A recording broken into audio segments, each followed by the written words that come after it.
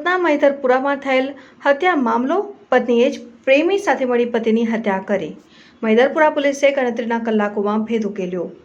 પ્રેમ પ્રકરણમાં હત્યા કરવામાં આવી હતી। પોલીસે મૃતકની પત્ની અને પ્રેમીની ધરપકડ કરી। પ્રેમમાં આડ ખેલી રૂપ બનતા પતિનું કાળજ કાઢી નાખ્યું। પ્રેમી સાથે પતિ જોઈ જતા બબાલ થઈ હતી।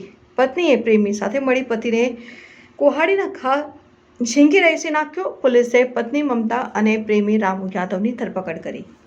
રોજ મહિધરપુરા પોલીસ સ્ટેશન ખાતે આઈપીસી 302 મુજબ એક મર્ડરનો ગુનો દાખલ થયેલ છે, જેમાં મરણ જનારનું નામ છે શેરુ ભવાની નામ યાદવ, જે ભરથાણા સુરતનો રહેવાસી છે અને એની ઉંમર 37 વર્ષ હતી। પોલીસે મહિધરપુરા પોલીસની ડિસ્ટાફ ટીમે ગણતરીના કલાકોમાં અને હત્યાની અંદર સામેલ 2 વ્યક્તિઓની ધરપકડ કરેલ છે। આની અંદર જે મરણ જનાર વ્યક્તિ છે તેની વાઈફ દ્વારા અને એ વાઈફનો એક ઈસમ જોડે અફેર ચાલતું હોવાના લીધે બંને ભેગા થઈને આ ઈસમની હત્યા કરેલી હતી।